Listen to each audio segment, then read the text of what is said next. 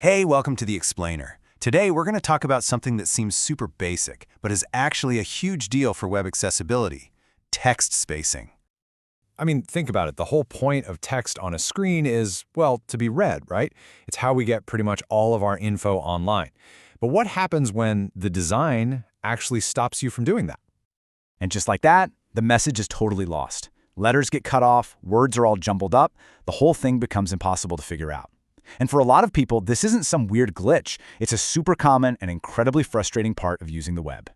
Yeah, and this isn't just, bad design. It's a real barrier. It can literally stop people from getting important information, using online services, or even just browsing for fun. So why does this even happen?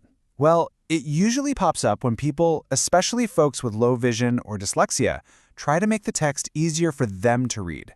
They might use a browser extension or their own settings to increase the spacing, but if the website wasn't built for that, it just breaks. The good news is there's a solution for this. It's built right into the Web Content Accessibility Guidelines, or WCAG. It's called Success Criterion 1.4.12, or more simply, text spacing. And its goal is actually really simple but so powerful: put the control back into the user's hands. The idea is that people should be able to change the text styles to fit their needs, and the website should just work. No lost information, no broken features. Now, here's a really important point.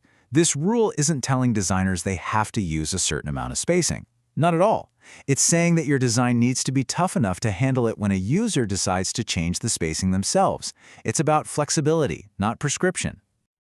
Okay, so how do you know if your content is flexible enough? Well, the guideline gives us 4 specific metrics. Think of them like a stress test for your text. Your content has to be able to handle changes to these 4 things: the space between lines, the space after paragraphs, the space between letters, and the space between words. If it can do all that without falling apart, you're golden. All right, first up, line height.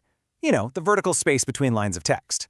For a lot of us, adding a little extra space here can be the difference between a big, intimidating block of text and something you can actually read. So, the test is this: can your layout handle a line height of at least 1.5 times the font size? That's the first hurdle. No text getting sliced off, no weird overlaps. Next up, we've got paragraph spacing. That bit of empty space after a paragraph ends. It's super important for helping people keep their place and process information in smaller chunks. And for this one, your design has to be able to handle spacing that's at least 2 times the font size. It sounds simple, right? Can you just double that space without breaking the page? You'd be surprised how many layouts actually fail this test. Okay, now let's get a little more granular with letter spacing, sometimes called tracking. This is a huge one for people with dyslexia. Just a tiny bit of extra space between each letter can make reading so much faster and easier. And the amount here is tiny, just 0.12 times the font size. It's a really small change for a developer to allow, but it can make a world of difference for a user. And our last one is word spacing. You guessed it, the space between whole words. A little more breathing room here helps our brains tell words apart more easily, which cuts down on the mental effort of reading. And the magic number here is at least 0.16 times the font size. And that's it. Those are the 4 stress tests.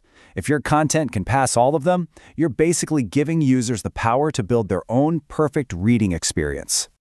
So, this brings up a good question. Whose job is all this? Is it up to the designer to get it right, or is it the user's problem? Well, the answer is, it's a team effort. It's a partnership with really clear roles for each side. This really breaks it down perfectly. The author, the designer, or developer, their job is to build the content to be flexible, to make sure it doesn't break. Then, it's the user's job to actually apply the spacing that works for them using their own tools like a browser extension. The car seat analogy is perfect. The creator builds an adjustable seat. The user is the one who actually slides it forward or back to get comfortable.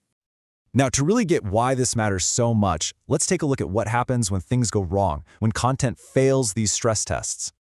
So what does failure look like in the wild? Well, the guidelines are super specific here. They point out 3 really common ways that inflexible content just falls apart when a user tries to adjust the spacing. First up, you get vertical cutoff. This happens all the time when the box containing the text has a fixed height. So when a user increases the line spacing, the text gets taller, but the box doesn't. And bam, the bottom of the letters just get sliced right off. And you can have the same problem, but horizontally. You increase the letter or word spacing, and the line of text naturally gets longer. But if the container it's in doesn't grow with it, the end of the line just gets chopped off. You end up with half a word or a sentence that just stops. And the third big failure is text overlap. This is where increased spacing causes one piece of text to literally crash into another. A heading might smash into the paragraph below it, making both of them a jumbled, unreadable mess. It just completely wrecks the whole page. But here's the payoff. When we get this right, when we design for this kind of flexibility, we're not just fixing a technical problem, we're empowering millions of people. Folks with low vision can finally set the text to a size and spacing that works for them. We know from research that people with dyslexia can read much faster. And that extra white space, it helps people with cognitive disabilities see the structure of a page more clearly. You know, at the end of the day, it all boils down to one simple question. You have to ask yourself, if you're making anything for the web, is your content designed to be read, or is it just designed to be looked at? Building for this kind of flexibility is what makes sure the answer is the first one, for everybody.